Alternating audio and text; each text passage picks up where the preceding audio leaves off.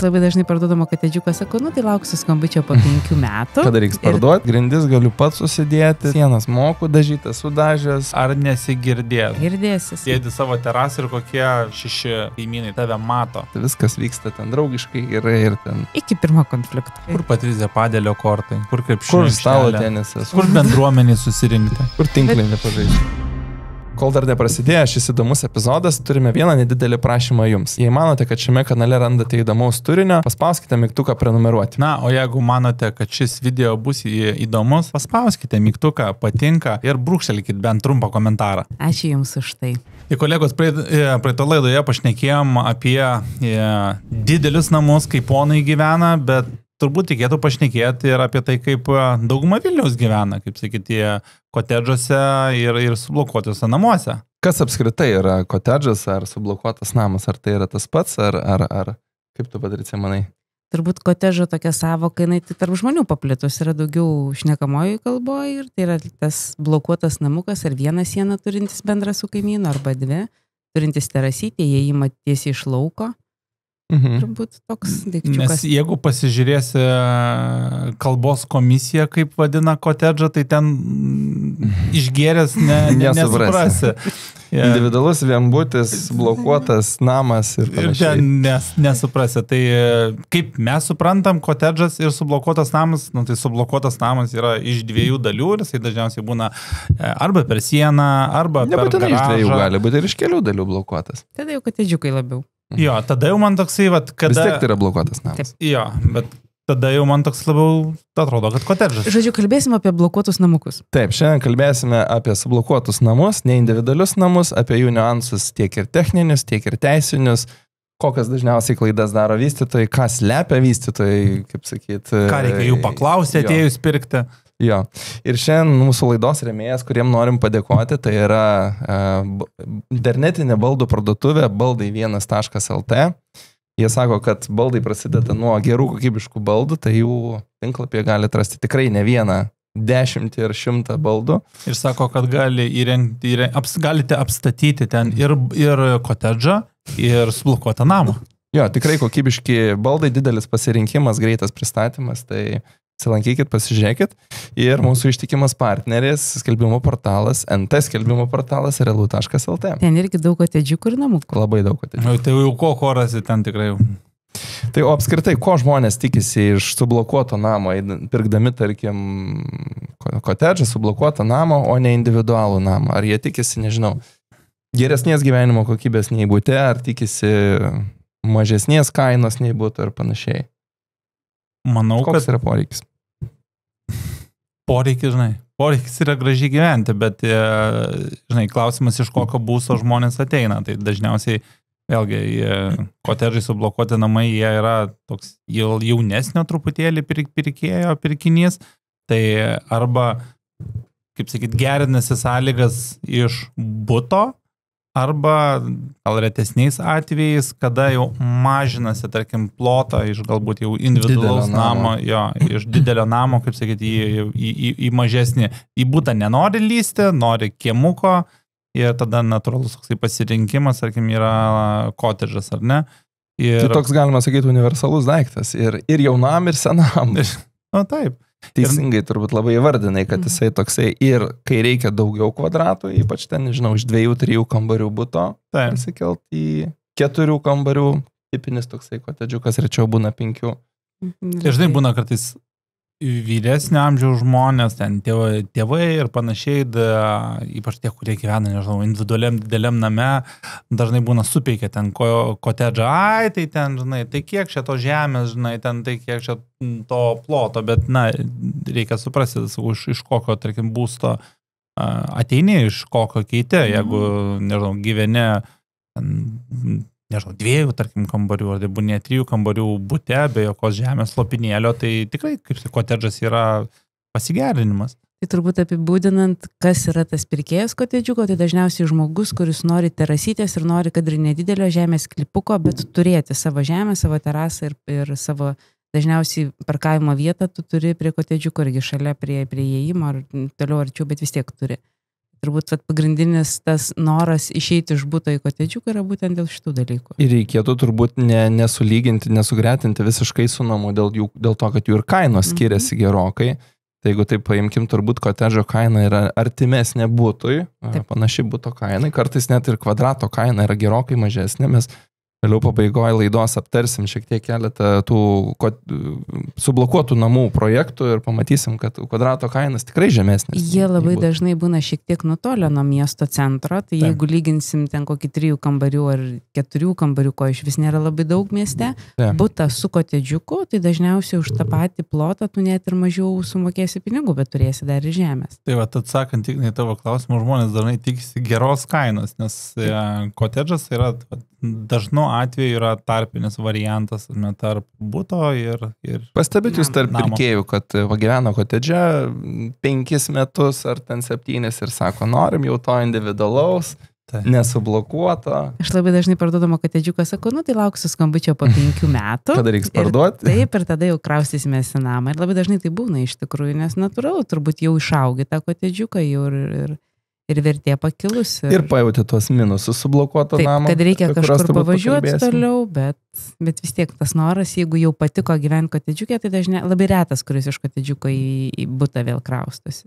Jo, ir tas natūralus toksai gyvenimo ratas, vėlgi, jeigu gyvenimas gerėja, vėlgi, tarkim, nusipirko... Vaikų daugėja. Vaikų daugėja, tarkim, nusipirko kokį kotedžą prieš, 8, tarkim, ten 7-6 metus, per tą laiką, žiūrėk, jau ten kainos paaugo, tarkim, to kotedžo vertė padidėjo, paskolos likutys su pagražinai, na ir tada... Susikaupiau daugiau pradinio įnašo. Taip, ir tada darai upgrade'ą jau tada į, individualų arba rimtesnį namą.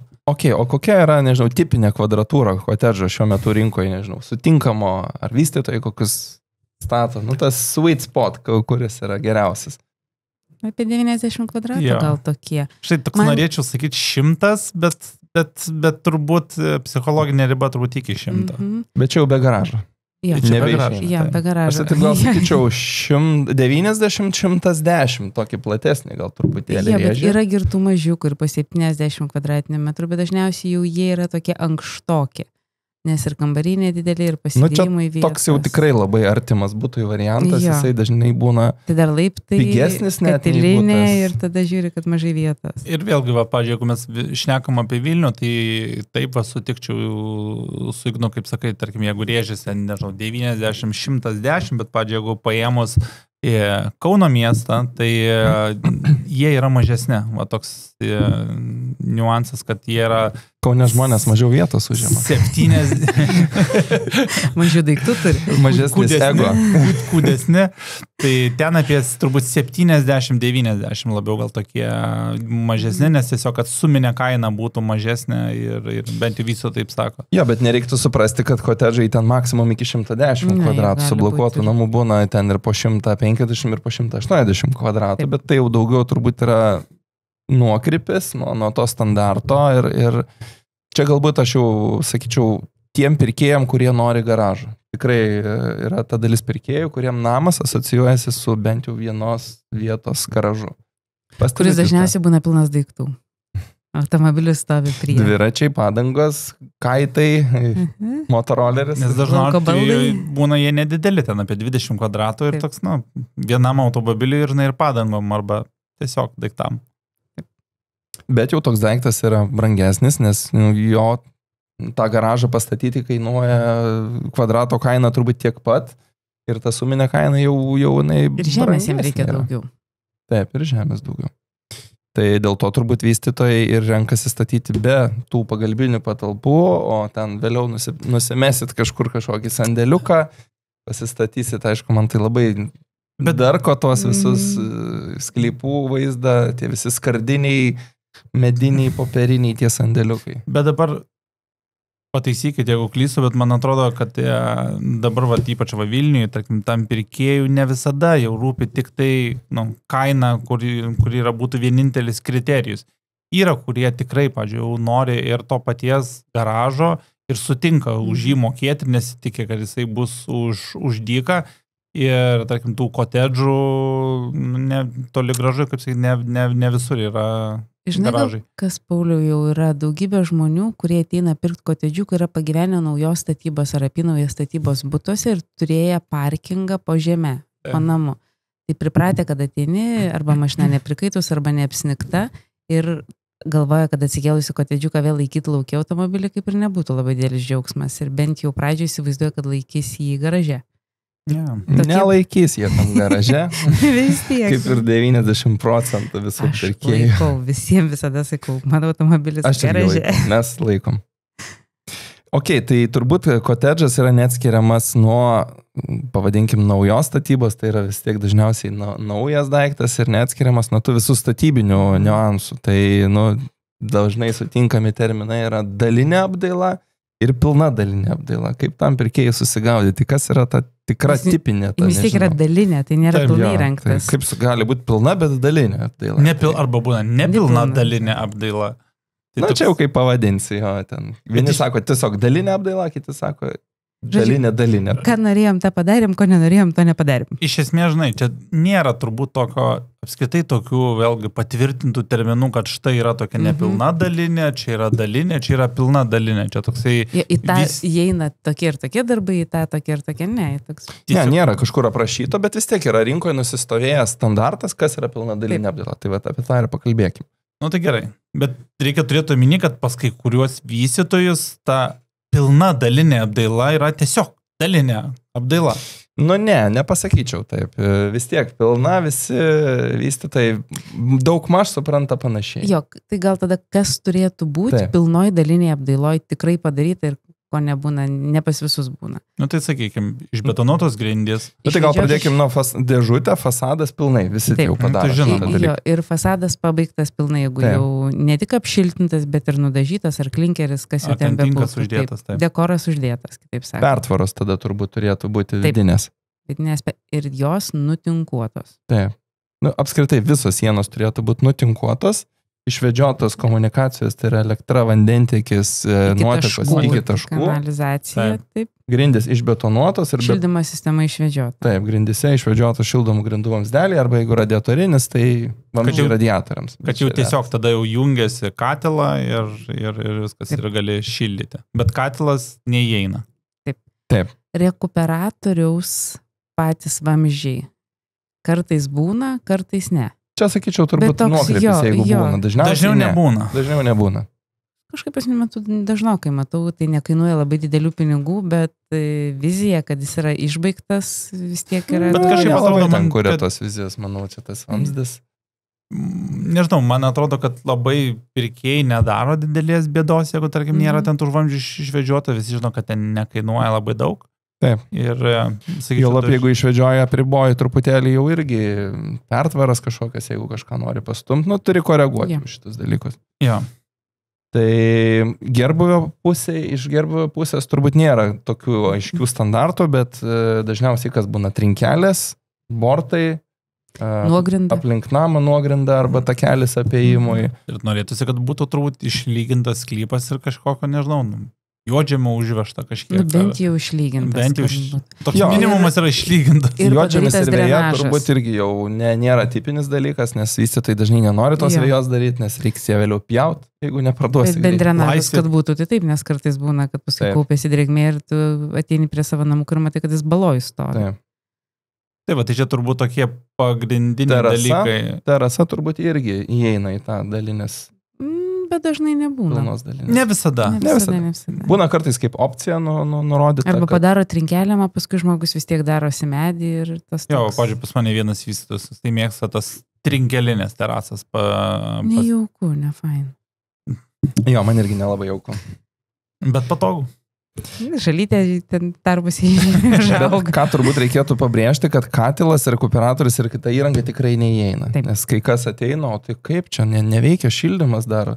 Jeigu jau randat su katilu, tai jau reiškia, čia jau dalinė plus tikrai labai retas atvejis, kada būtų. Būna kartais, kad... Bet čia kartais yra turbūt vystytojų tipinė klaida.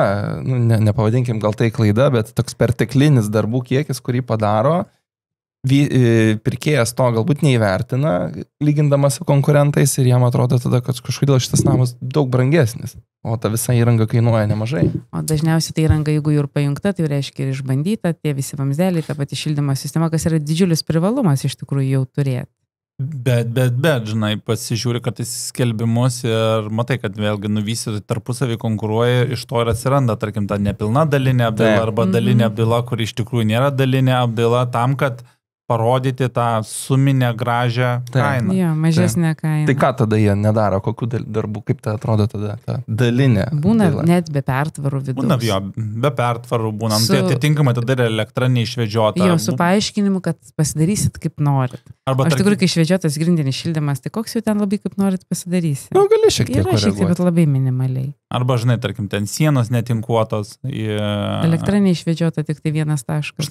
Grindys nebetonuotos. Jo, grindys nebetonuotos. Kartais būna, pavyzdžiui, ta pati elektra išvedžiota arba, nežinau, taškų mažai padaryta. Tarkim, į kambarį vienas laidas ateina, po to jau tu ten pasivedžiok. Kiek jau norėsit, ponas, kaip norėsit. Taigi ateisi su dizaineriai, čia supieš viską vis tiek. Po to viską visi daužo, vis tiek čia perdarinėja pagal save, tai kam dabar daryti? Toks yra pasiteisinimas, bet turbūt taip, čia yra daugiau pasiteisinimas. Norima, kaip ir Paulius sakė, tos suminės gražios kainos ir kad atrodyčiau prieš konkurentus aš pigesnis. Bet iš tikrųjų atėjus reikėtų įsivertinti, va aš irgi tokį visada sakau pirkėjam grubų skaičių vidutinį, kad nuo tos dalinės, jeigu nėra grindų, nėra tinkuotų sienų ir vedžiotų komunikacijų, iki tos pilnos dalinės dar yra apie kokie 300 eurų už kvadratą. Tai va, jeigu 100 kvadratų kotedžas, tai dar apie 30 tūkstančių, 25-30. Tokių juodų darbų, kuriuos dažniausiai, kai skaičiuojam, kiek man kainuos apdaila, tai jų neįsivertini, nes žiūrėkite, ten kvadratas grindų, plytelių, ten kokie ant mazgų įrengimai, o tų, kad tinkuot reiks, dar kažkokius tokius juodus darbus dažniausiai žmonės net nebeįsivertina. Ne, ir šiaip, sunku iš tikrųjų, kartais kaip peržiūrinėjai ir pats, tarkim, skelbimus atsirinkinėjai variantus dalinės apdailos, kartais, sunku susigaudyti. Tu ten žiūri tada kiekvieną kartą tą aprašymą, kas ten įeina, kas neįeina, kas padaryta, nepadaryta ir ta kaina atrodo, ten gera, kodėl šitas toksai brangus ir vos nesusirašyti turi, kur kas padaryta, kur nepadaryta.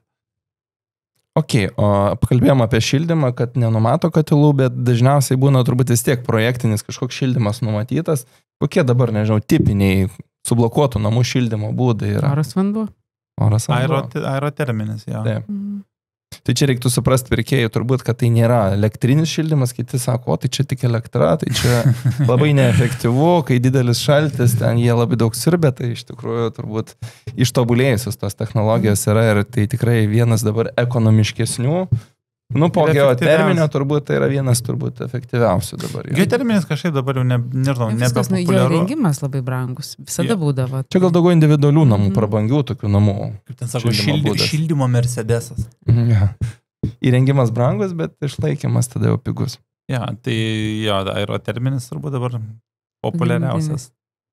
Ok, dar vienas svarbus turbūt aspektas yra ta tarbutinė siena kotedžuose ir sublokuotose namuose. Tokia jautri vieta labai. Gerai, jeigu yra sublokuota per garažą, tai ten labai svarbos nėra, kokia ta siena turėtų būti. Čia turbūt dažniausias klausimas, kada jau sujungtas sienomis, tai ar ten nesigirdi, ar nesigirdės.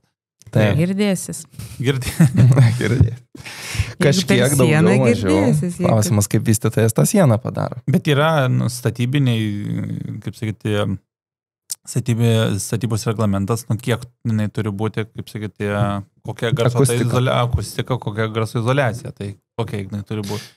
Tai daromas tas akustinis testas, jis perdavimo metu visada privalomas, ten turi neviršyti tam tikro lygio, bet šiaip, turbūt pirkėjų didžiausias patarimas pasižiūrėti tą, sienos sumuštinį, kaip yra padaryta, tai, nežinau, gera siena, aš jau kaip matau, vystytojai daro, tai yra tas, vadinkim, išorinis blokelis, tas laikantysis, tada padaromas karkasas ir vatos sluoksnis, kietos vatos sluoksnis, ir tada dvigubas gipsas, akustinis, tas vadinamas mėlynas gipsas, jis yra akustinis. Tai ir iš kitos pusės lygiai taip pat, tai jūs gaunate iš abiejų pusių, tai iš viso gaunas 4 gipsai akustiniai ir 2 vatos ten po 5 cm. Bet sako, kad dar geriau likti yra monolito. užpildymas kažkokiu, bet čia jau visiškai ne mano... Ne, monolitas skamba. Bet sakė, labai gerai garsą sulaiko. Nu, tai čia visokai ten tų technologijų, ten buvo kažkokio bitumo klijavimas, ten iš perdirbtų padangų ar kažko, aš esu girdėjęs. Gerai, tik turėt. Ja, tai visokių yra tų technologijų, tai reikėtų irgi pasigilinti. Svarbiausia, kad nebūtų plona siena tarp namų vieno blokelio. Kad tiesiog nebūtų jo vienas blokelis užtinkuota. Vienas gipso kartono tas mesenelė, arba tiesiog paprastas gipso kartonas susuktas. Tai aš vieną kartą irgi su klientais atvažiavau į namą, atsimenu, sublokuota per sieną, klausim, tai kaip ta siena, vieno blokelio. Mes sakom, tai gal taigi per mažai turėtų būti. Jis atėjo, sako, aš ne taip, o va taip stačiau. Guldžiau tą blokelį, tipo storesnė siena gavosi. Labai negerai. Taip, be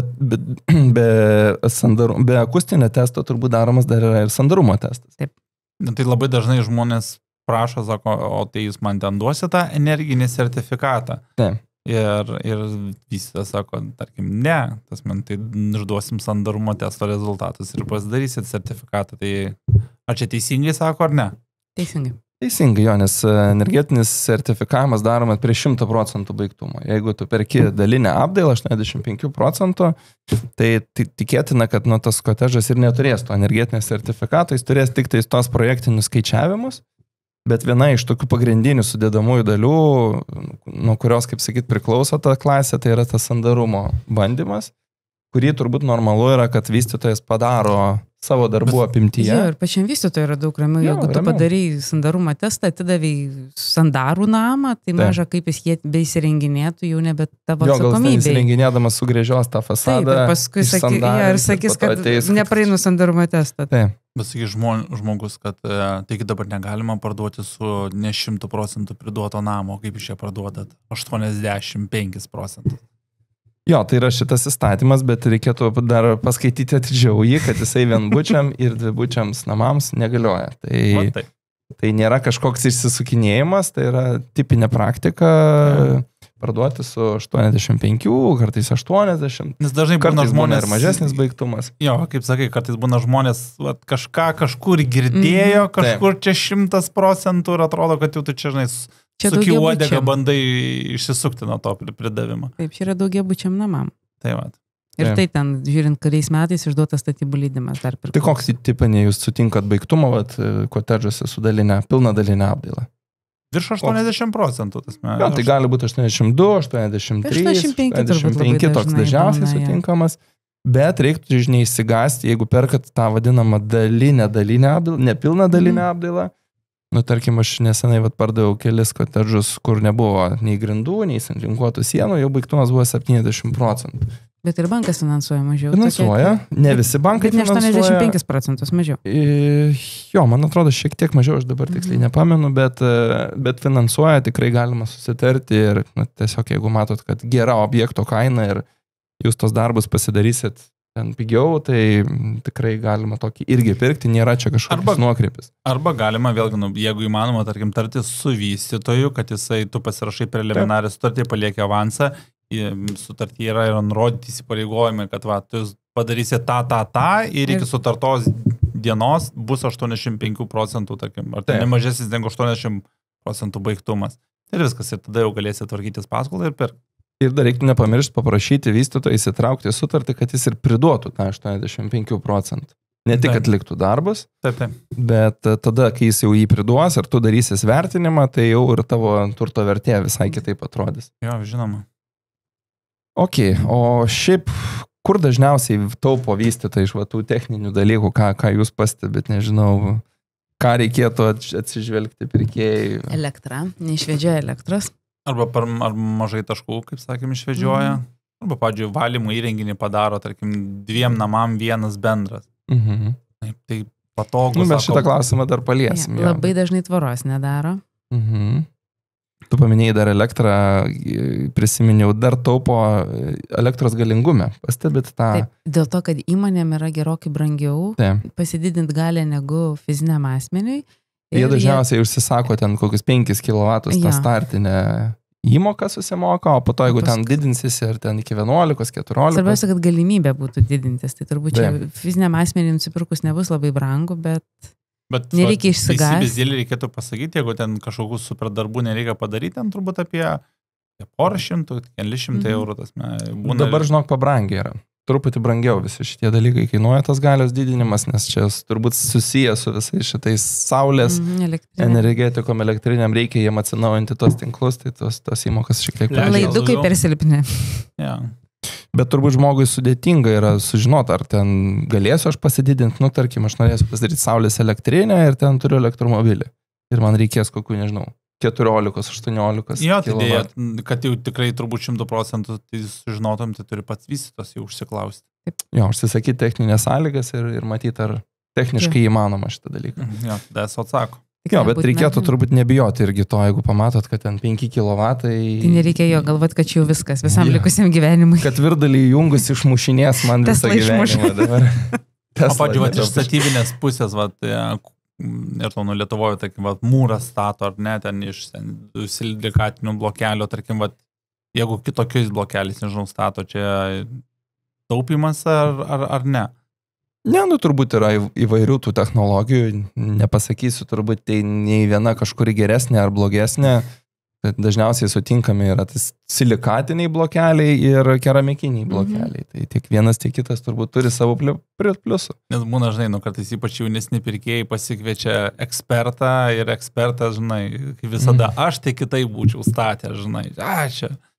Arba čia gerai stato, arba čia negerai stato, nors iš tikrųjų, tai kaip tiesiog technologija. Bet čia blogo eksperto jau yra toks prieskonis, man kai pradeda sakyti, o aš gal kitaip daryčiau, gal čia galima buvo kitaip padaryti. Turbūt eksperto nuomonė yra ne apie tai, kaip kitaip galima padaryti, o kas yra blogai. Taip. Ja, ir čia, žinai, paprastai tariant, žinai, ne tai, kad kažkas blogai padaryta, žinai, bet to kiekviena, sakau, virėjas barščius skirtingai verda truputėlį, tai nėra, kad blogai, bet tiesiog truputėlį kitaip. Dar iš tų taupimo vystytojų kažką tai sugalvojat? Turit kažkokių minčių, kur vystytojas pataupo? Tai turbūt vienas iš būdų terasos nedaryti. Jo. Vis tiek kainuoja pinigus, o Arba padaro, tarkim, mažą terasą. Taip, arba vandens išveda. Arba tik tai sugrėžioja šitus polius ir sako, ten jau kokią norit, arba ten gal norėsit maumedžio, o gal norėsit ten šitą PVC, kaip sakyti, ten terasą, ar dar kokią nors egzotinę. Tai čia jūsų vėlgi. Trinkelį labai mažai padaro, tik patį įvažiavimą į garažą ir šonę visiškai nepalieka. Ir fasadai turbūt irgi tikrai jaučiasi ypač ekonomiškose vietose, tie pigiausias dekorai. Nes kartais būna, atrodo, blokuotas namukas, bet visas namas klinkeriu, terasa, langai geri sudėti, tai iškart ta kokybė turbūt net ir nebūna didelių ekspertų matosi. Vėlgi čia, žinai, visur turi būti balansas, žinai, jeigu tu tikrai eko klasės daiktą pardavinėjai. Jau klinkerių nereikia klijuoti. Jo, nes už tai nesumokės, kaip sakyti, pirkėjas, bet faktas, kad turbūt paprasčiausias yra tiesiog struktūrinis tinkas. Bet tikrai turbūt sutiksit, kad retai jau vystytojai taupo ant kažkokių, nežinau, esminių, konstruktyvinių dalykų, vis tiek nebedaro nesąmonių, kad ten, nežinau, be polių kokią nors ten numetė blokus. Betono per mažai. Ja, betono turbūt iš vis dabar tas energinės klasės aukštos ir natūraliai turbūt ir kokybė statybų gerėja, nori, nenori, nes ir langai turi būti kur kas geresni ir apšiltinimai kur kas geresni, negu ten būdavo seniau, kad kai statau kaip noriu. Vėlgi turbūt, tarkim, ten langus kokius įstato, tai jie turi atitikti ten, tarkim, A++ klasės reikalavimus. Taip, ir jau tu kitokių nenupirks. Taip, bet vis tiek jų yra, skirtingų gamintojų, skirtingų ten, nežinau, vėlgi, pažiūrėjau, ten koks nors ten atsidarantis ten keliom pozicijom. Slaidinantis. Sarkas, kur taupo. Matai, kad pavyzdžiui, svetainė, langai į 3 pusės ir atsidaro vienintelis išėjimas į terasą. Taip, svarstami langai kainuoja. Nesvarstami, tai čia būna labai dažnai. O kur čia dabar buvau projekte, tai 3 net langai.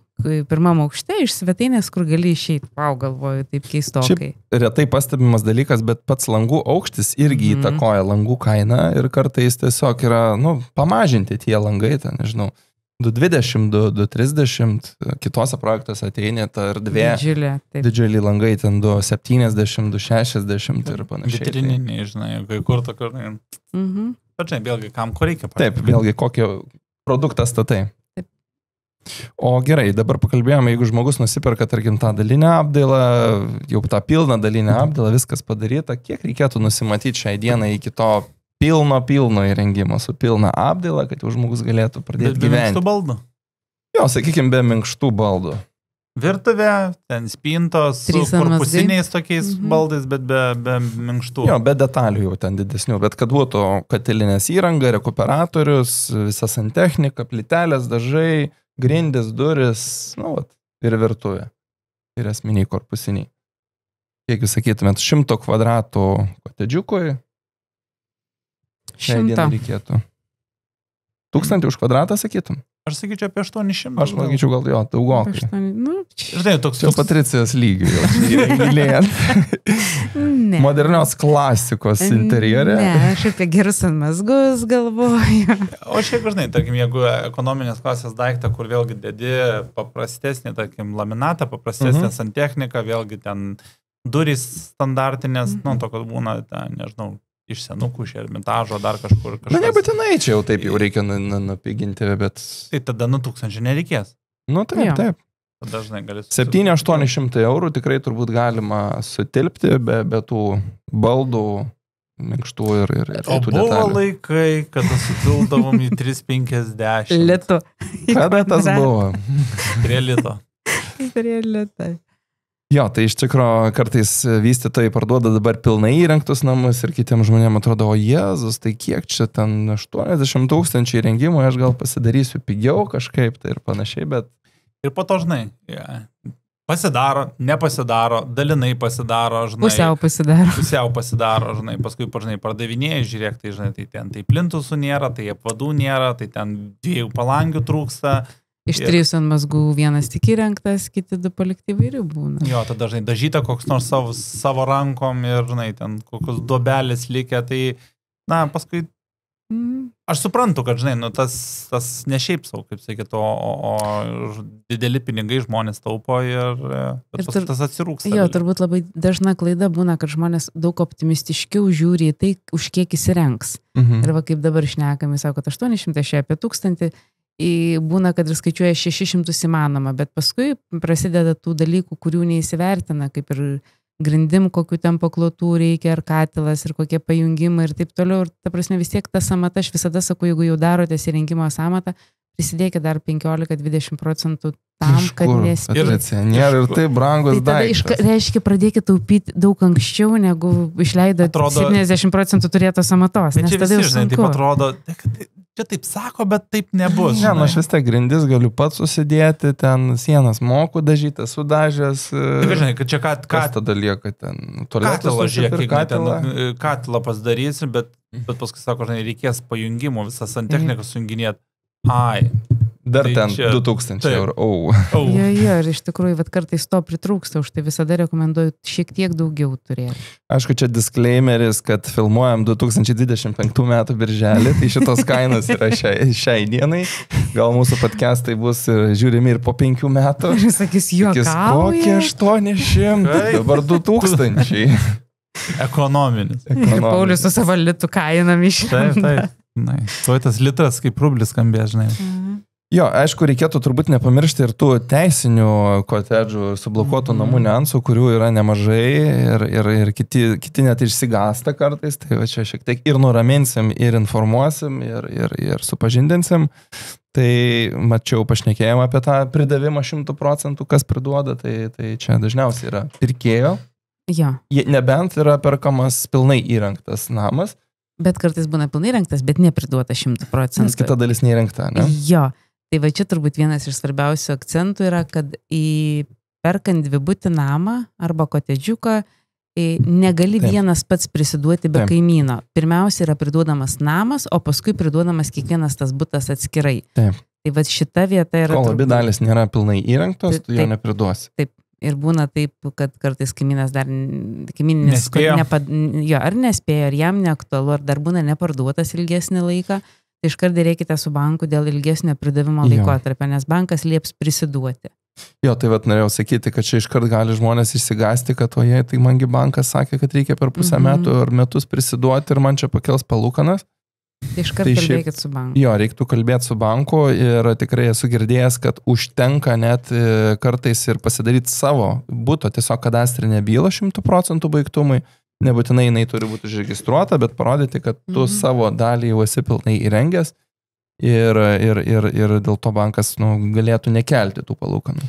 Jo, bet su to banku vėlgi visai būna, iš tikrųjų, ne faktas, kad ten su jie būtinai pusę metų, tas automatiškai pakėlė. Tai tikrai bankai būna ir palaukia, ir nesusižiūri. Ir pakelia. Visko tai. Čia turbūt ta sąlyga taukiau mobilizuojanti, kad nepamirštų žmogus, kad prisiduotų. Aišku, tikrai esu girdėjęs atveju, kai pakelia tas palūkanas, bet jie save irgi šitą vietą nori truputį apsisaugoti. Taip.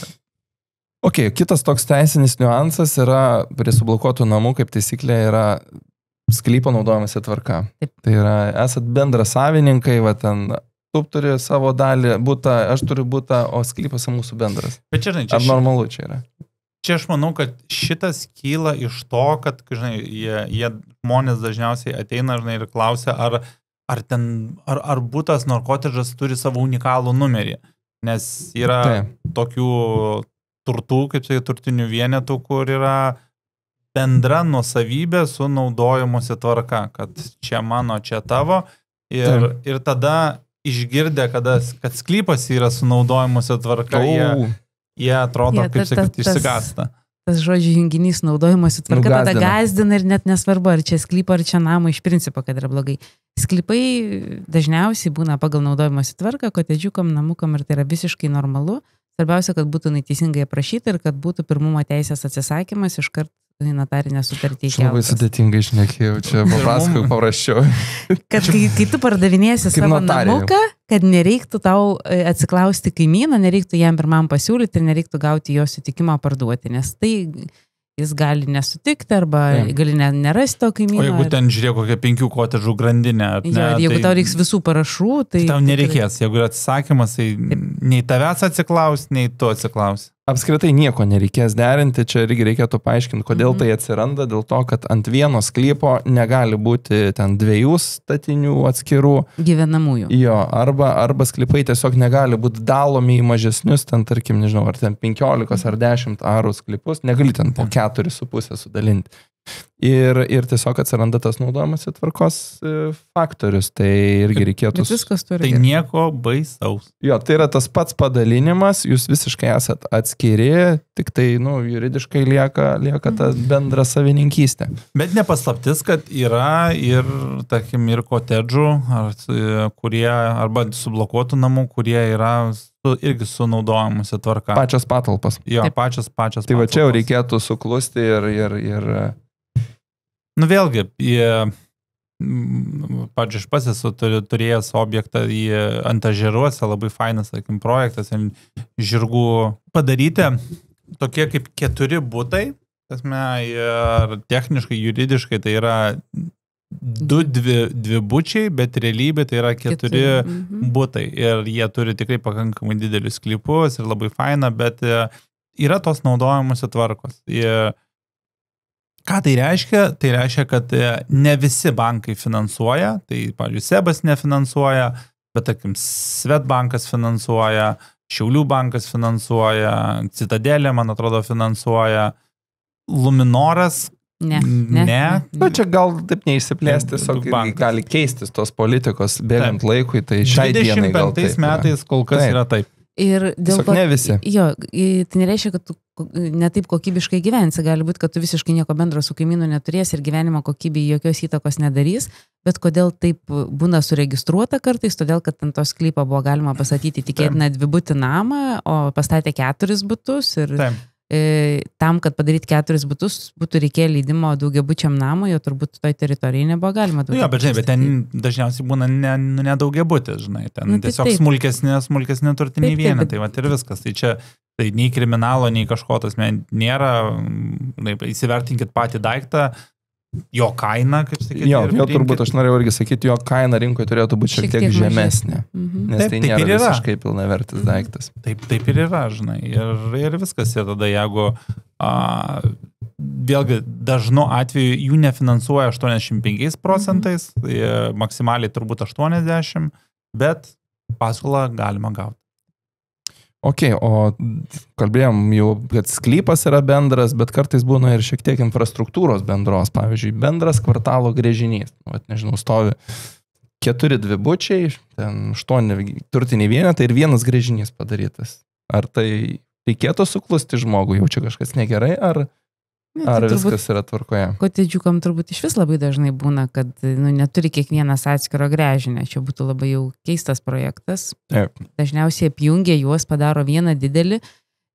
Jau statybų leidime būna, ta prasme, projekte būna numatyta, kokio dydžio tas gręžinys, kiek jis namų aptarnaus, kurioje vietoje bus, kokio gylio ir taip toliau. Tai visiškai turbūt normali praktika yra turėti vieną gręžinį keliem namam. Taip, tik svarbiausia, kaip paskui vyks jo administravimas ir tų išlaidų pasidalinimas. Tai, žinai, 2 variantai, žinai, arba kokia bendrija, žinai, steigiama, arba yra koks nors kvartalo viršaitis, žinai, kuris pasišauna, žinai, tas tvarkyti šitus dalykus, bet man atrodo, kad ten kvartalo gręžinys arba kvartalinės nuotekos yra privalumas. Mažiau tau pačiam, kaip sakyti, administravimo, galvos skausmo ir panašiai, kada vis tiek. Bet vat kaimynas, jeigu susipyksiu, gali paimti ir užsukti man vandenį pas tą. Esu turėjus tokį nuotykį, kai kaimynai susipyko ir pas tą, kuris vanduo užsuka vandenį. Bet, nesutikčiau šitą vėlgi, jeigu yra kvartalinis, tarkim, gręžinys ar, tarkim, kvartalinės nuotekos, dažnu atveju vėlgi tu juridiškai irgi gauni trupinėlį to gręžinio arba sklypo. Ne visada. Taip. Ne visada, bet dažnai. Jeigu teisingai, tvarkingai viskas yra juridiškai padaryta, tas metu gauni dalį nuosavybės. Taip, žemė aplinks tą gręžinį dažnai būna bendra. Bet kartais būna ir pas kaimyną tiesiog sklype. Gali būti, taip, gali būti. Bet čia sakau, čia mes šnekame apie kvartalinį. Apie kvartalinį, kur, žinai, ten 20, tarkim, namų ir vienas gręžinys. Bet kartais būna, tarkim, 1-2 butis ir pas vieną iš jų yra gręžinys. Tai čia vietoj nereikėtų turbūt irgi nusigasti. Įvairių yra tų apsirašymo variantų, arba yra gręžinys registruotas kaip turtinis vienetas ir tu nusiperki jo po 1/2 ar kažkokią dalį. Arba yra nustatytas servitutas prieiti prie to gręžinio. Arba kada gali prieiti. Arba susitarimas rašytinis. Svarbu, kad būtų kažkaip tai apspręsta, kad nebūtų taip, kad iš tikrųjų... Tikrai gali tada užsukti. Nebūtinai užsukti. Jeigu kažkas sugedo, kaimyno nėra namie, tai kaip neturėtum teisės eiti į jo sklypą ir ten kažką daryti. Bet čia jo daugiau tokie teoriniai dalykai, bet praktikoje dažnai būna ir neapsirašę, ir ten neregistruoti, viskas vyksta ten draugiškai gerai ir ten... Iki pirmo konflikto. Jo, bet sutartis, kaip sakyti, yra konfliktiniam atvejam susirašomas. Tai, ir va šitoj vietoj, kas yra, kiti sako, o tai kaip čia dabar nustatyti, kiek man čia to vandens, kiek aš išnaudau, kiek kaimynas, tai yra statomas pas kiekvieną iš namų poskaitiklis vandens, ir matosi, kiek kuris būtas to vandens sunaudojo. Pagal tai išskaičiuojame elektros sąnaudas. Skaičiuoti elektros sąnaudas pagal formulę arba pagal proporciją šiaip ir... Bet dažniausiai, ten tos sumos jos būna, nedidelės. Keliasdešimt eurų į metus turbūt. Ir turbūt ten viena šeima ir kita šeima, ten ta paklaida būna tokia mažytė, kad... Per kalėdas atnešė 20 eurų butelį vyno ir suvalgy bendrą žąsį, tai ir viskas. Jo. O dėl nuotekų, tarkim, kaip šnekėjom, būnagi pasitaiko, kad ant dviejų namų vienas nuotekos, tarkim, biovalymo įrenginys. Taip. Tai toksai, vėlgi, tragedijos nėra, bet toksai... Geriau, kad kiekvienam asmeninis būtų. Taip, nes padukas. Čia nuotekos gal daugiau tokių konfliktų gali ten sukelti, kad čia užsikimšo, aš tai ten neturiu mažų vaikų. Per dažnai į tualetą kažkaip. Nepakankama priežiūra, priklauso ir nuo to, kokias priemonės naudoji, ten skalbiklius kokius ir taip toliau. Gal kas kažkokį pampersą įmetė, kas kažkokį tai nežinau. Kas pas šią laikų dar turi pampersą, iškart girdisi. Taip. Ir jas vis tiek reikia išvežinėti karts nuo karto, net jeigu ir biovalymo įrenginys, mes ten to šunį išvežinėti, reikia tos priežiūros. Taip, bet būna išveža tą, dumblą. Tai, kas nesusiskaido. Ok, tai pakalbėjom apie tiek ir vandentikį, tiek ir nuotekas. Dar vienas iš tokių niuansų, kas yra perkant iš vystytojo, ne visada vystytojas yra fizinis, juridinis asmo. Kartais būna fizinis, nežinau. Stato Antanas ir Vasė, vieną dvibutį ir viena dalis priklauso Antanai, kita Vasė ir panašiai. Ir ar čia, nežinau, galios man tos garantijos, ar čia nėra kažkokių rizikų, ar čia... kaip šitoje vietoje. Nu, tikrai yra tų vystytojų, nedidukų vystytojų, kurie neregistruoja ten įmonės, daro. Tai prastai, žinai, jeigu... Kokio būdu? Jo, vieną namą stato arba vieną dvibutį, tai dažniausiai ant fizinio asmens ir stato. Visi šeimos nariai būna po vieną namą pastatę per kažkurį laiką. Taip, ir turbūt gąsdintis kažko nereikia, žinai, tai tokiu atveju gal net ir drąsiau yra, žinai, ant fizinio asmens pakabintas tas namukas, negu ant vakar įsteigtos įmonės, žinai. Kuri rytai bankrutuos. Gal bankrutuos, o gal nebankrutuos, žinai, bet fizinis asmo, žinai, bankrutuoti jam truputėlį sunkiau.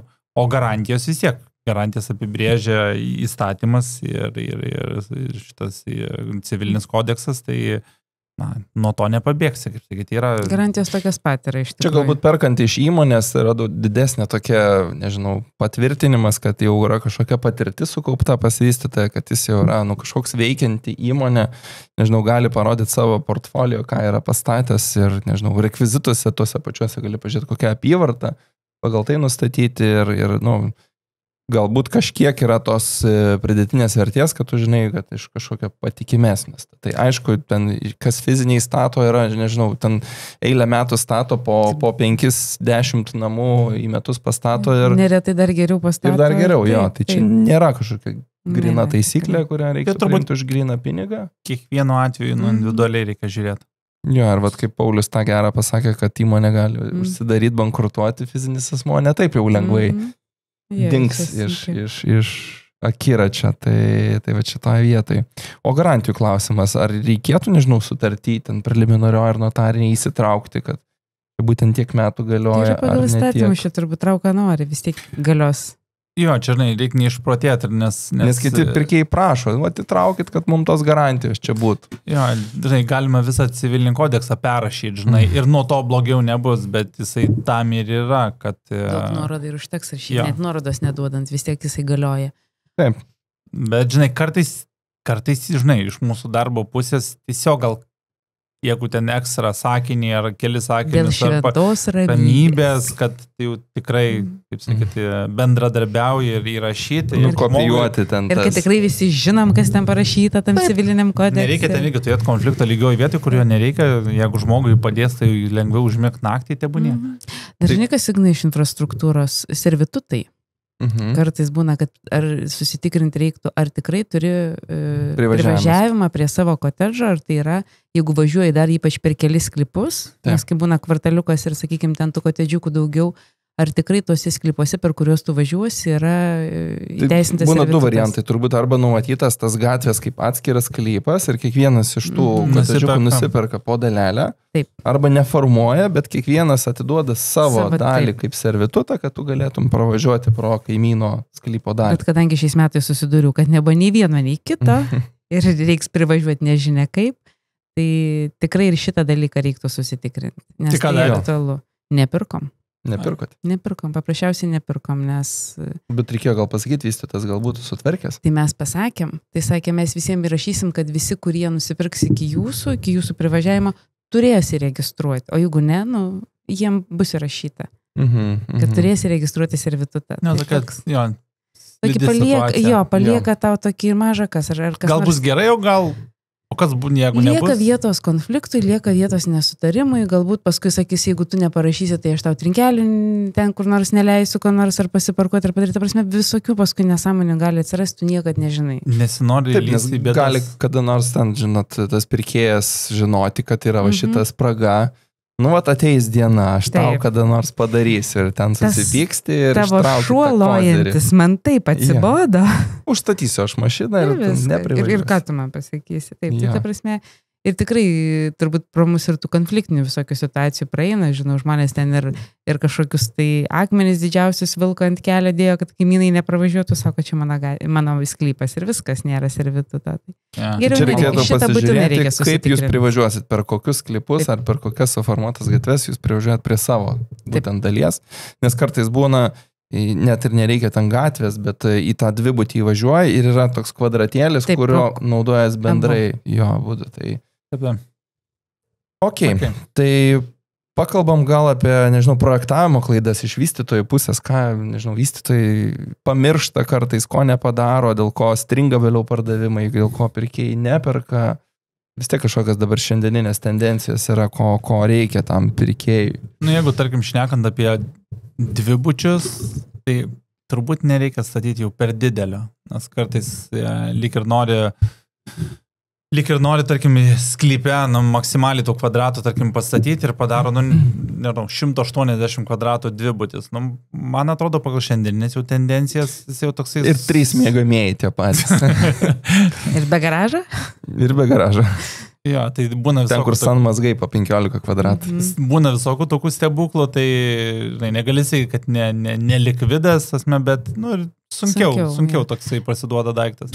Bet žinai, iš to vietoje vystytas gali sakyti, tai visi čia stato tuos šimtinukus, bet vis tiek poreikis galbūt yra ir tų didesnių. Čia konkurencija labai didelė ten tų mažiukų. Bet vis tiek suminė kaina, jinai pakankamai didelė gaunasi ir tada natūralu tu jau konkuruoji tada su individualiais namais ir kaina neturi būti jau tada mažesnė negu individualaus namo. Aš tai turbūt labiau akcentuočiau, kad sanmazgų kiekis turi būti name normalus. Jeigu tu turi 3 miegamuosius, tai bent jau 2 sanmazgai viršui turbūt yra norma. Jau, bet kai viršui ir iš viso? Viršui, jeigu jau yra 3 miegamieji, tai jau turėtų būti. Jau Patricija vėl ponišką gyvenimą. Kad viršui 2 sanmazgai? Viršui 2. Tai yra, darosi visiškai normalu. Čia vėl kokia kvadratūra, jeigu ten, nežinau, 90 kvadratų ir 3 sanmazgai. Bet jeigu jau šnekė apie didesnį namuką, tai tikrai reikia. Bet aš čia truputį pagrįšiu apie tas kvadratūras, čia momentas toksai, žinau, tie, kas pagyvena tuose labai mažuose, ten būna tie 60 kvadratų, ten net kotedžų nepavadinsi, toks butas su žemės ploteliu, jie po to perka jau nebe 90 ar 110, jau jie po to 150 perka, nes jau nebenori tos klaidos daryti, kad kažkokią tarpinę variantą, jau tada perka normalų dvibutį, ten 100 spem. Bet tai turbūt jie per tą laiką ir užaugę būna, jeigu jie atsikraustė dviese, tai gal ir to 80 kvadratų visiškai užteko. Bet iš tikrųjų, teisybės dėlį reiktų pasakyti, kad Vilniui mažai tokios mažos kvadratūros, tų kotedžiukų yra, jie Kaunėje tokie populiaresnė, o tose pačiuose užledžiuose, kur kažkada Patricija pardavinėjo, tai Vilniui toksai vis tiek, man atrodo, jau toks, nežinau, nuo 7. 77 turėjom daug tokių, bet mažiukai. Ok, dar vienas iš tokių, ką aš pasižymėjau iš klaidų, tai padaromi 2 miegamieji kambariai. Čia toks jau harakiri jau šitą vietą. Nežinau, būna kartais patys savo ten žmonės įsirenginėjo, mums nereikėjo tada, mes ten svetainė ir 2 miegamieji. Ir toks... Įmanoma jos parduoti, tikrai turėjus tokių. Bet tai vis tiek jau yra 3 kambarių buto segmentas ir tada tie žmonės iš buto į tokį kotedžą jau nenori tų 3 miegamųjų. Nes realiai su vienu vaiku tik tais gali tokiame gyventi. Ir ne tik nežiūri, ne tik, kad su vienu vaiku, bet ir darbo erdvės dabar labai dažnai reikia ir svečias koks atvažiuoja, tai turbūt niekad nepamaišys tas 3 miegamas, net ir gyvenant su vienu vaiku, jis tikrai ras savo paskirtį. Tai šitas momentas. Ir dar pastebėjau, kas liečia kambarius, didelis privalumas, kai padaro 5, kad ir nedidelį kambarį, turiu menį 3 miegamieji, svetainė ir dar ekstra... Bet jūs šiandien 80 kvadratų nedarykit 5. Labai teisingai, Ignas paminėjo, aš nuskaitė mintį, ypač čia šnekant, tarkim, apie sublokuotus namus didesnius, tokius, nežinau, tarkim, 170-80 kvadratų, norisi to 5 kambario, ar nebūtinai tas miegamasis turi būti svečių kambarys. Taip, tai norisi, o dažnai būna 4 kambariai ir taip, kodėl nėra to 5? Kai aš apie senmazgus, tai sako labai prabangio patys, tai nori 5 kambarių. Na, žinai, tai tada jau reikia 3 senmazgų. Senmazgai rengs paticija brangiau negu tiesiog, žinai, laminatą kambarį išties. Tai šitas momentas, kas dar iš klaidų. Nepadaro tvoros tarp kaimynų. Sandėliavimo galva, ar kažkokios. Jo, va čia šitas labai dažnai trūksta. Mini tamsiuko kažkokio. Drabužinių būna, net kartais pamiršta, tarkim, 2 aukšto, 2 aukšte, 3 miegamieji ir vonia. Ir tas miegamasis ne visada turi būti žiauriai didelis, užtenka. Nereikia 15 kvadratų. Ne, nereikia. Geriau padaryk biškį mažesnį, bet palik vietos drabužiniai. Bent jau minimaliai drabužiniai, nes labai nori dabar tie pirkėjai tų drabužinių. O jeigu dar įeinama, tai aišku, vakintai čia jau. O dar idealiau tas būna tas tėvų zona, ta, kur miegamasis, drabužiniai. Tai kažką tik kalbėjau, ir senmazgas. Ne visi gali tokį savo leisti, Tricija. Ne, iš tikrųjų, čia turbūt jau toks kaip standartas darosi. Ir dar viena klaida būna labai maža virtuvė. Vis tiek, jeigu jau tu gyveni name, dažniausiai ir tam pirmam aukšte tos veiklos daugiau būna ir tų svečių daugiau būna, kad turi būti ir ta virtuvė tikrai tokia, kad tilptų viskas. Ir čia, žinai, bus skonio reikalas, bet sakyčiau, jau išeinantis iš mados dalykas, tai yra kotedžai per kelis aukštus. 3. Daugiau nei 2 aukštus. 2 pažemė ir 2 viršui. Per 2 aukštus, iš tikrųjų, tie 3 aukštai tada gaunasi ir ta kvadratūra, nors jinai būna kartais net sąlyginai didelė, bet išsiskaido ir nesijaučia nei tų erdvių ir laipiojama tiesiog elementariai labai daug. Nebent tu daug dirbi iš namų ir 3 aukšte pasidarai darbo kambarį, tada nieko negirdi, tyliai ramiai savo. Poreikio klausimas, žinai, bet aš esu net matęs tokių, žinai, kur pastatyti, jie tokie kaip tarsi biškai ant kalvos, jie gaunasi tokie privažiuoji prie namo, tada tokiais laiptukais užlipi į savo 1 aukštą ir dar tada, žinai, 3 aukštai. Toks, irgi riboto likvidumo daiktas. Geriau mažiau kvadratų, bet ne per 3, ne?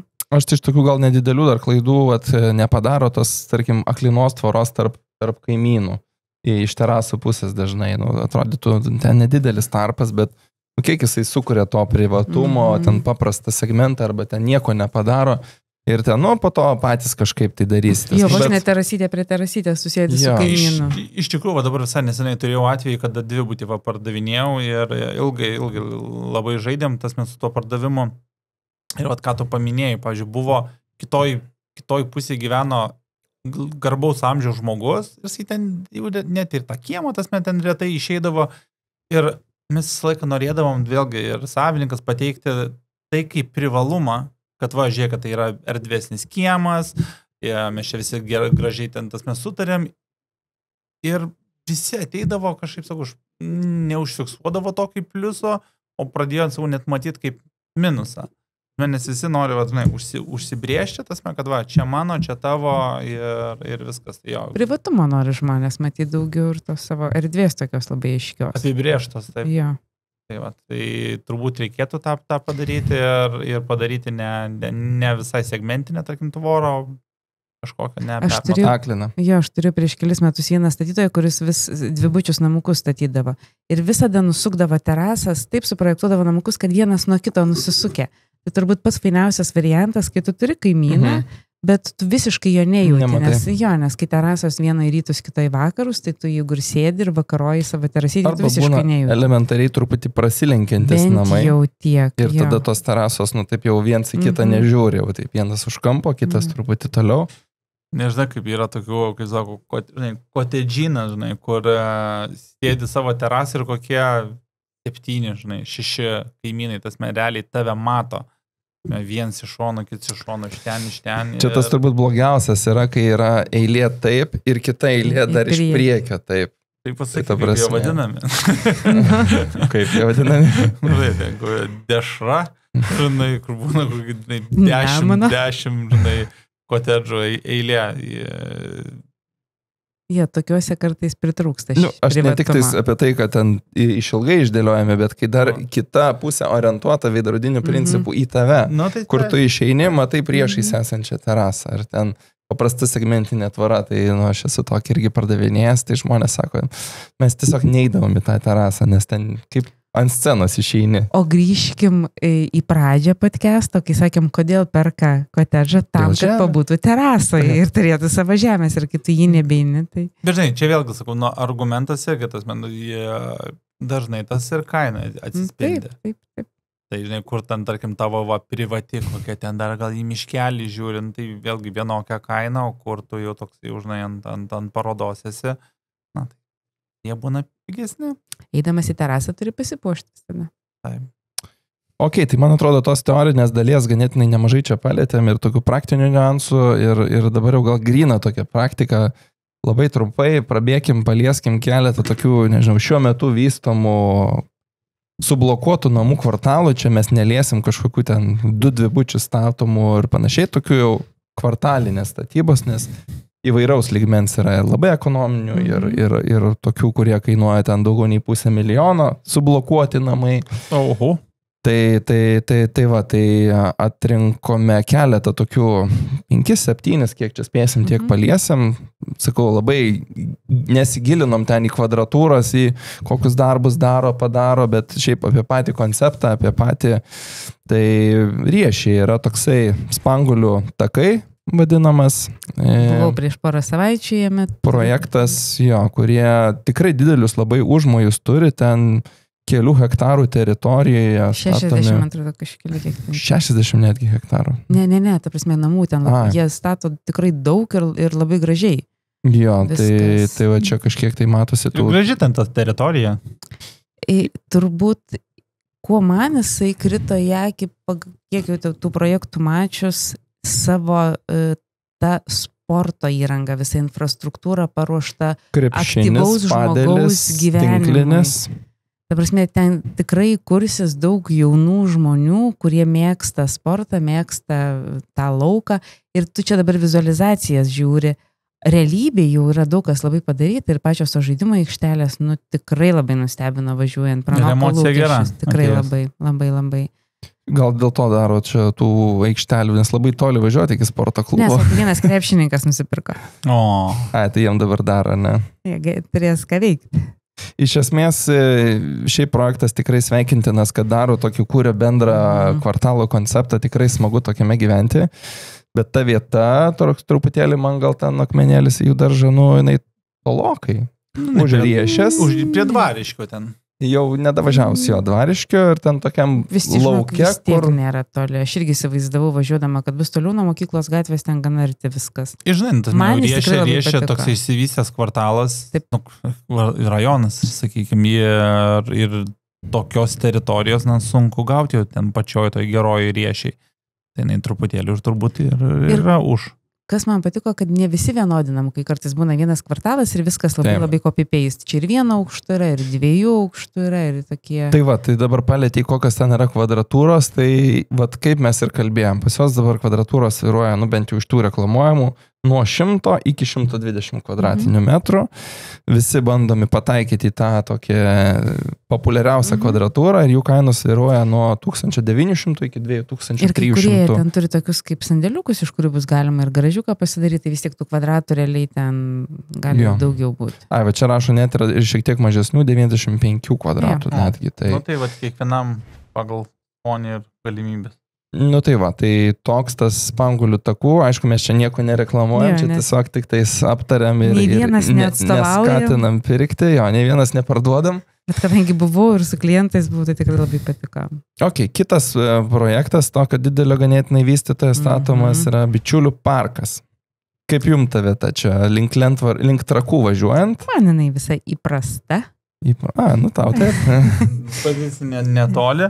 Bet šiaip tai ten gabalas jau važiuoja. Didžiulis kvartalas irgi dabar jie ten bus, dabar jau apie 30 kelis pastatyta ir dar 150 gal. 150 suplanuota. Jo, man atrodo apie 180 iš viso gali būti namukų.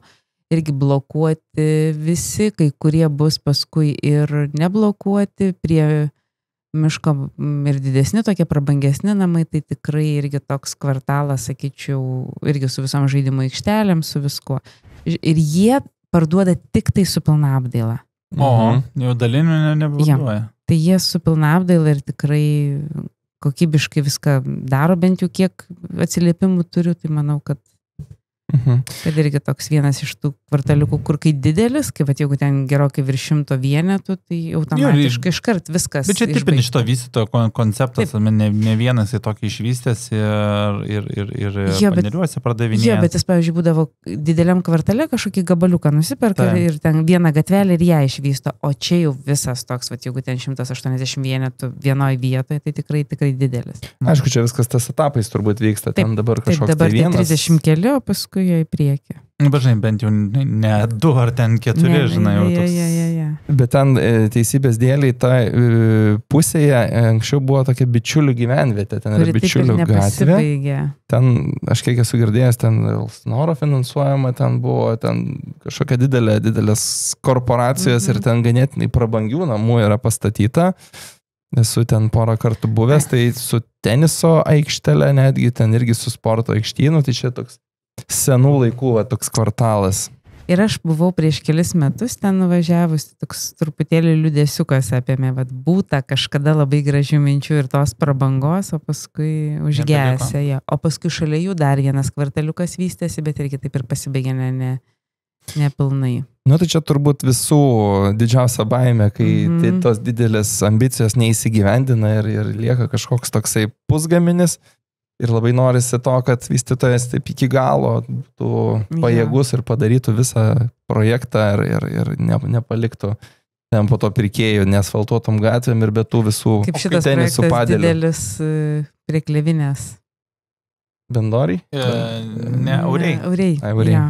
Tai va šitas irgi kiek metų jau. Kur turėjo būti, žinai, ten... Su kepyklėlėm ir taip toliau. Tai va ten utopinės vizijos buvo. Natūriniai ūkiai ten, atsinaujinančiai energijos šaltiniai ir panašiai dabar ten. Beatos Nikolson, žinai, kepyklėlės. Kažbeta žinojo, kad jis kepyklėlė. O reikėtų paklausti. Ok, kitas projektas, Revo vystomas Mo Garden. Čia yra, jeigu taip... paaiškinant vietą, aplinkelį važiuojant, kur yra naujas Circle K, tai kitoje aplinkelio pusėje, čia toj Bukčių pusėje. Mazūriškių čia šitą vietą. Tai Mazūriškių gatvė būtent. Tai ten yra labai įdomus jų konceptas, jie ten tokius kaip ir daugiabučius, bet kaip ir kotedžus tokius stato. Bet ten ir būtų yra, būtukų yra, ir kotedžų yra, šiaip gan nėra labai toli nuo pačio aplinkelio, kas yra... Vieta gera, tikrai gera. Jo, atstumo atžvilgiu. Atstumo taip, bet žinai, klausimas dėl garso, kiek tas girdisi. Tai žinai, jeigu ten labai jautrus pirkėjas yra, gali šiek tiek užkliūti šitas momentas. Ir jų reklamuojamas plotas labai įdomus, nuo 29 kvadratų iki 78 kvadratų. Tai jau čia, aišku, mes turim suprasti, kad tai yra butukai, bet tie 78 tai yra kotedžai, nes nuotraukose yra... Taip. Tai jie greičiausiai gal net ir dalina kažkaip tai pirmam aukšte, antram aukšte, arba jau labai nedidukai yra. Bet į tokią vietą, jis vis tiek čia toks truputėlį už miestą gaunasi, už tą aplinkelį išvažiavus, pirkti 29 kvadratinių metrų butuką. Įdomu, kas jų pirkėjas, kaip jie... Aš tai tokį čia nei butais pavadinčiau, nei kotedžais. Čia toksai mažaaukščių daugiabučių gyvenvietė ir pagal kainą netgi atrodo, kad jų kvadrato kaina nuo 3200 iki 3900 eurų. Tai daug. Toksai rėžis, kaip mes ten žiūrėjom. Šiaip jie ten neblogai padaryti ir bendras vaizdas toksai nieko, bet man atrodo, kad ten su pardavimais nėra labai gera situacija, nes gan ilgokai jau tas mėja parsidavinėja. Kol kas spektras tikrai daug laisvų yra. Įvairiausia, ne? Įvairiausia. Tai va, tai šiek tiek irgi kitoks konceptas, irgi smagu, aišku, kad ta viena didelė teritorija su bendromis zonomis ir jau realiai yra padaryta, atvažiuoja ir gražu. Tu perki ne kažkokią viziją, o realiai jau padaryta. Ok, o visiškai priešingas variantas yra toksai, kaip jis čia dabar vadinasi, Daržininkose. Garden Town. Čia tie karkasiukai? Jo, jie yra skydiniai namai. Dar town jo nepavadinsi, nes čia, dar... užmojai labai dideli, iš tikrųjų šiandien netgi buvau specialiai nuvažiavęs, pažiūrėti, gal ten visgi daugiau pastatyta. Tai kol kas stovi tik tais 2 dvibučiai namai, atrodo ant tokio didelio lauko, bet laukas jau sutvarkytas, išasfaltuotos gatvės, tikėtina, kad ir komunikacijos jau pravedžiotos, bet ta stadija, kai tu perki dar tokia labai tolimą viziją, jo, ir ilgai gyvensi tose statybose ir... Bet čia Jos greičiau pastatogi. Taip. Bet žinai, vėlgi, ką mes esame šnekėję, žinai, kada ateini į projekto pradžią, tai yra ir kitos kainos, ir kada jau bus viskas išsivystę, natūralu, sakysi, žinai, oi, va, tie pirmieji gerai pirkės, tai, žinai, va, prašau, pirkit, kaip sakyt, rizikuokit. Tai kaina tikrai atrodo patraukli, tai 1700 už kvadratą. Palendam po 200, 199 tūkstančiai už 117 kvadratų. Šiaip tikrai patraukli, 1,7. Ir vieno aukštą. Ir vieno aukštą, taip. Ir šildymas geoterminis. Vieni pliusai. Čia poniškas. Tai vėlgi daržininkai, kas nežino, tai čia vėlgi į Kalnėnų tasme pusę, kitoj Minsko plento pusėje ir, sakykime, visai perspektyvi vieta, nes tankėja ta miesto pusė ir Teltonikos parkas ten netoli statysis, tai gal bus gerai. Gal visai ir nieko. Ok, tai toks šitas projektas dar tik tai įsisibuojantis, gal po metų mes galėsim pašnekėti kaip apie perspektyvų jau stipriai įsivyščiusi. Bet žinai, vėlgi, kadangi yra jau ten tikrai yra asfaltas padarytas viską, tai kaip ir rodo, kad užmojai, ne tik tai žodžiais. Taip. Kad... Viskas priklausys nuo to, kaip pirks. Jeigu pradės statyti ir striginėti, vis tiek ne mūriniai namai Lietuvoje, jie turi savo tokią specifiką ir kai kurie truputėlį prisibijo, juos tikrai, taip sakyčiau... Tai gal jie, žinai, gali pakeisti, jeigu jie nėra, kad visus dabar jie statys tokius, jeigu matys, kad neperka, tai statys kitokius. Įdomu šis, kodėl buvo pasirinktas šitas statybų variantas. Gal dėl to, kad greičiau. Gal dėl greičio. Kame minusas? Kodėl skydinių namų Lietuvai bijo?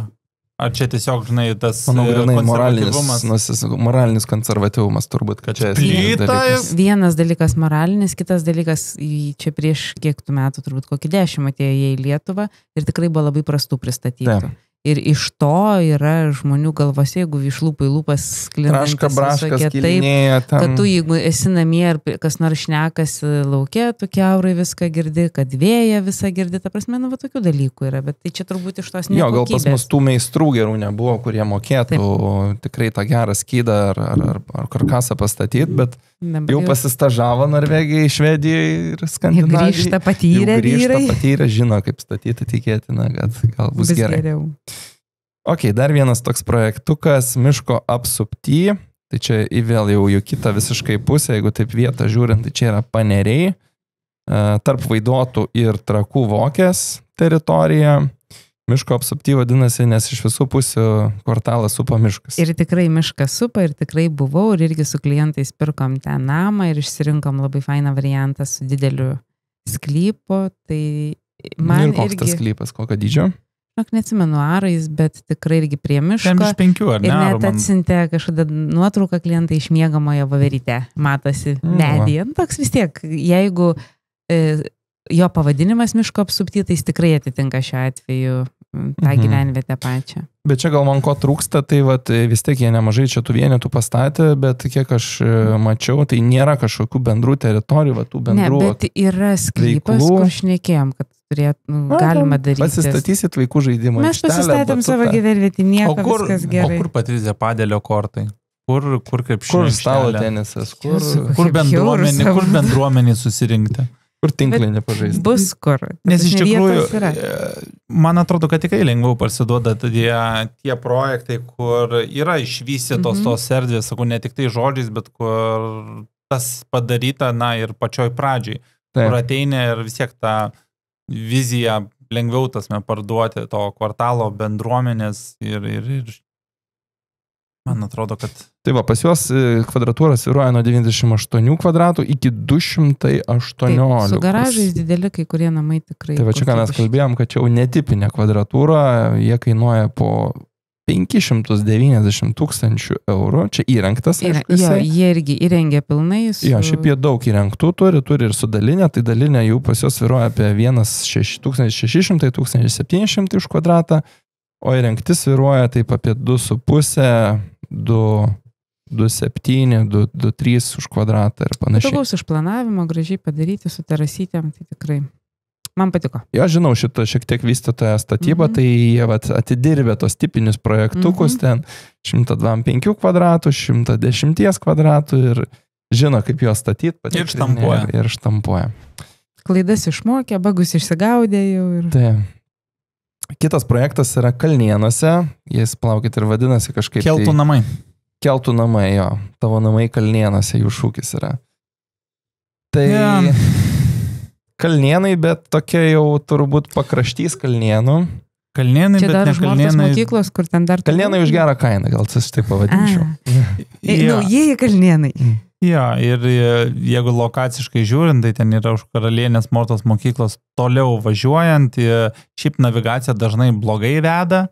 Dar tokia adresa net nėra, ne? Ne, yra adresas, bet tas ne per blogą privažiavimą. Per blogą privažiavimą veda ir jeigu, žinai, važiuosi per ten, tikrai gali... Privažiavimas ten beveik iki pat asfaltas ir tikėtina, kad bus asfaltas pilnai. Taip, bet reikia žinoti, kad, reikia važiuoti ten pro Savičiūnų gatvę ir tada privažiuoji. Tai būna kamštukas į mokyklą vežančių tėvų vaikų. Ja, bet iš tikrųjų, kainos ten tai geros. Jo, kainas paliečiant tikrai yra geros kainos, tai pas juos svyruoja kainos, taip, aš dabar paprastą turiu skelbimą, apie 2000 ir 2200 eurų už kvadratą. Dalinės. Žinant, kad jų kvadratūra ten yra po 80-90 kvadratų, taip. Čia viso dabar spektro nematau, bet... Suminės kainos geros. O jie blokuoti po 2? Jie blokuoti, jo, man atrodo kažkaip yra... Ne, per sandėliukus. Kai kurie yra per bendrą sieną, kai kurie yra per sandėliukus. Bet jau tokia linija, nes kiek žiūrėjom projektus, tai po 2 buvo supakuoti, o čia jau tokie... Jo, bet čia, tarkim, jie po 2 vis tiek yra blokuoti per bendrą sieną, tik tais 2, po to yra ten ar stoginė, ar sandėliukas, vėl tada 2, vėl stoginė sandėliukas. Ja, bet čia toks, neįsidirbinėjant tikrai, eko klasės, projektas šiaip, tvarkingoje vietoje, kur tikėtina dar ta infrastruktūra tasme tvarkysis, nes labai reikėtų, kad ten tą keltų gatvę tasme sutvarkytų. Ir pas juos yra miesto komunikacijos, miesto vandentekis ir greičiausiai ir nuotekos. Tai va, tai tiesiog ta Kalnėnų pusė, jau taip gavosi, kad beveik be individualių namų, tai faktiškai va tokių kotedžų, tokios grandinės. Ir būna daugam kartais, kurie žmonės nežino, tas man ir taip asocijuojasi, kaip sakyti, Kalnėnai, kad ten, tai va ten kotedžai, bet tiesiog jų ten daug stato ir didelė pasiūla. Ir iš to gali... Tai va čia turbūt už tą kainą, kas nori pasididinti plotą, turėti 3 miegamosius kambarius, čia va iki 180 000 eurų su dalinė apdaila, tai atėjęs kiek? Iki 250 eurų, už 1000 eurų gali turėti įrengtą daiktą ir gyventi. Su parkingu visu. Su parkingu, nereikia parkingo vietų pirkti. O pastebėjot, kad kuo toliau, to mažiau tų tokių, kad būtų viena linija ir ten 10 kotedžiukų suklijuotų į vieną krūvą. Ne, daugiau tokius vis tiek 2 bučiukus jau stato. Buvo kažkada mada tokia. Nebenori tų traukinių. Jo, tų traukinių vis mažėja, matyti, kad jau... Ir turim paskutinį, čia toks akių paganimui, parodymai, kad sublokuoti namai nėra tik tai eko arba ten vidutinė eko klasė. Tai šitie namai kainuoja daugiau nei 500 000 ir yra su dalinė apdaila. Jeigu nori su pilna dalinė apdaila, tai dar ten, man atrodo, po 100 ar 150 000 dar turi, bijau pameluoti. Iki dalinės apdailos? Iki pilnos dalinės, jo. Tai čia yra tik tai startinės kainos. Tai yra toks projektas Obelų, jisai vadinasi, tai čia visai netoli tų daržininkų, tik tai čia jau Kuprioniškių pusiai. Čia gal net labiau, gali sakyti, Nemėžis. Jo, gal Nemėžis. Tik tai, žinai, kai sakai Nemėžis, jis taip neseksi skamba. Kainos? Taip, Patricija. Žiūrėk, kokie gražus namai. Ne, tikrai, kada tu ten esi tam kvartalė, jisai rimtas daiktas, ten rimtai statytas ir toliau dar tam jį plėtos.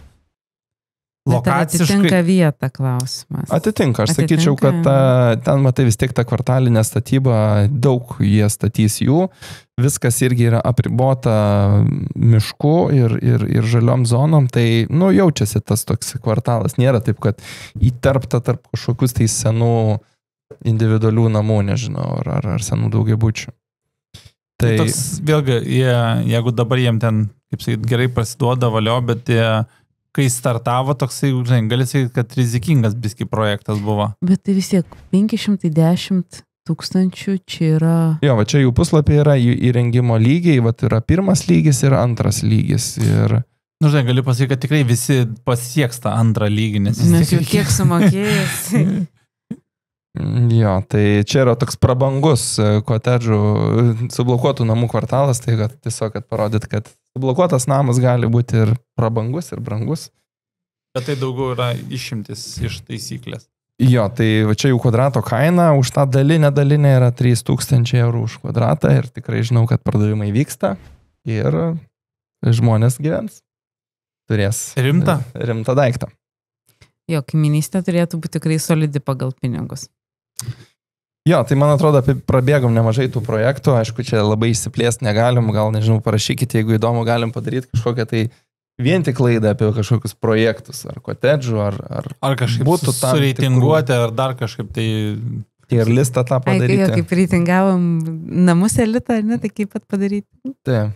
Gal net nežinau, man kilo mintis gal paimti kažkokią, tarkim, miesto pusę, nežinau, šiaurinės pusės nauji projektai, ten daugiabučių. Ir kokius rinktumės. Ką galima nusipirkti. Best of the best. Tai parašykite, jeigu tikrai įdomios tokios analizės, tai padarysim.